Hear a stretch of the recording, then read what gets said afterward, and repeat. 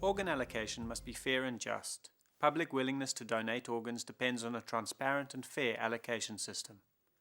Deceased donation is not directed to a specific individual. It is a gift to society, and what we do with the gift is a reflection of our society. We must not discriminate between patients, and we must ensure that everyone has a fair chance of receiving an organ, should they need it. Unfortunately, there are not enough organs available to transplant everybody on the waiting list, and the reality is that people die every day while waiting. Allocation policies have life and death consequences for patients. So how do we ensure the system is fair for everyone?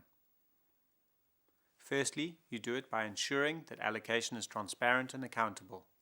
There must be a set of rules to which everyone adheres, and these must be freely available for scrutiny.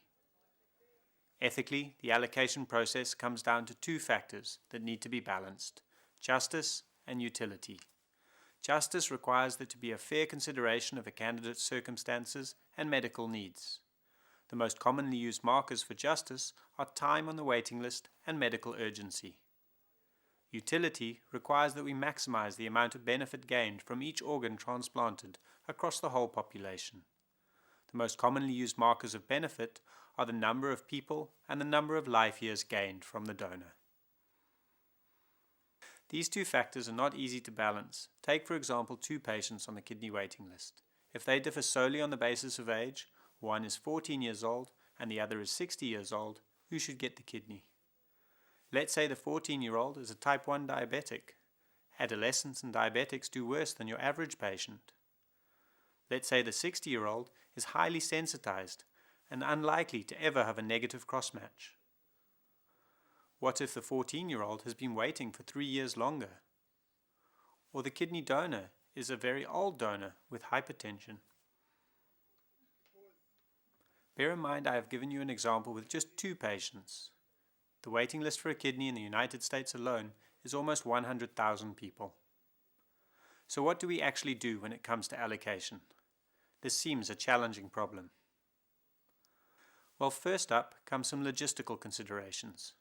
The cold ischemic time influences transplant outcomes, so traveling across the length of a country or the world with an organ and extending the cold ischemic time has consequences. Organs are therefore allocated within defined geographical areas. For some organs, size matching impacts on function. You physically can't put the heart of a 100-kilogram adult into a 3-year-old child, and vice versa. So there are accepted size discrepancies between donor and recipient for heart, liver, and lungs. Kidneys are transplanted extra anatomically, not in the place of the native kidneys, and size is not an issue. Livers of good quality can be cut down to the required size, but they can't be made bigger.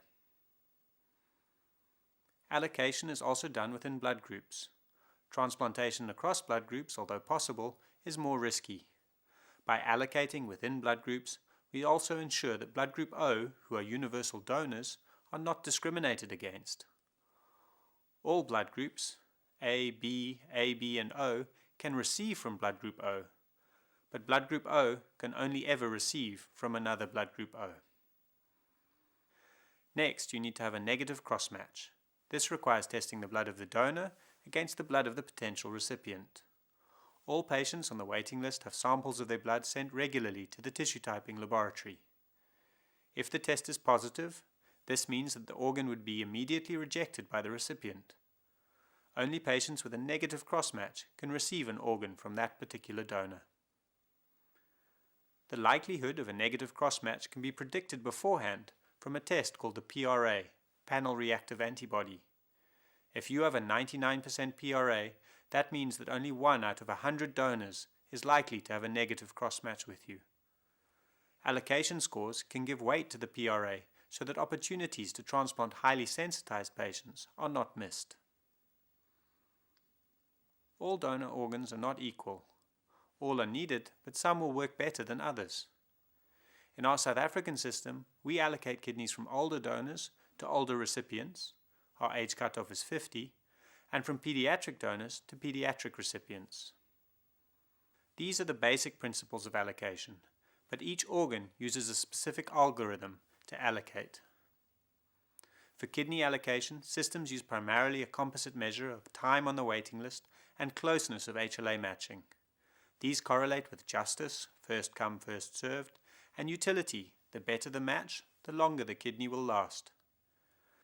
HLA matching is of importance in kidney allocation because kidneys are more immunogenic and therefore more likely to be rejected than other organs.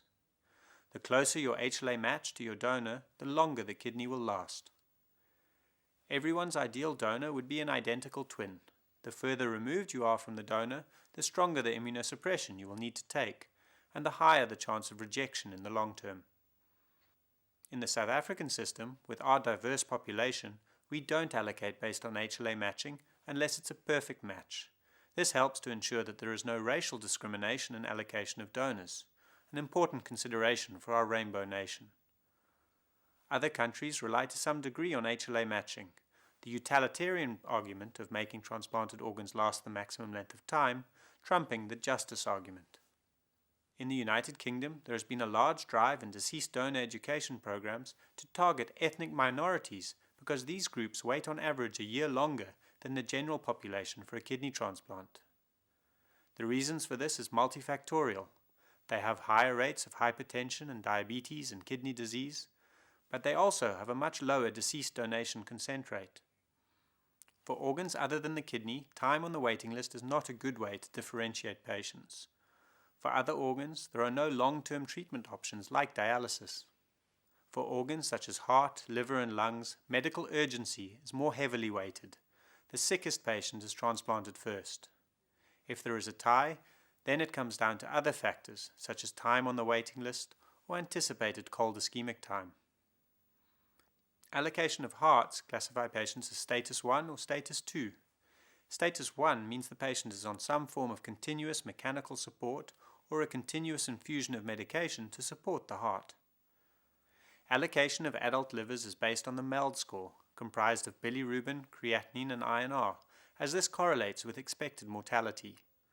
Additional points are given over time to patients with liver malignancies who can be cured with a transplant, as these patients often have preserved liver and renal function. Lungs use the lung allocation score. This is comprised of a waiting list urgency measure, that is the number of expected days a candidate will live without a transplant, and a post-transplant survival measure, which is the expected number of days a candidate will live if they do receive a transplant. As you can see, organ allocation is quite complicated and not easy, but as long as the rules are agreed upon and are there for everyone to see, we can have a system that can be held accountable.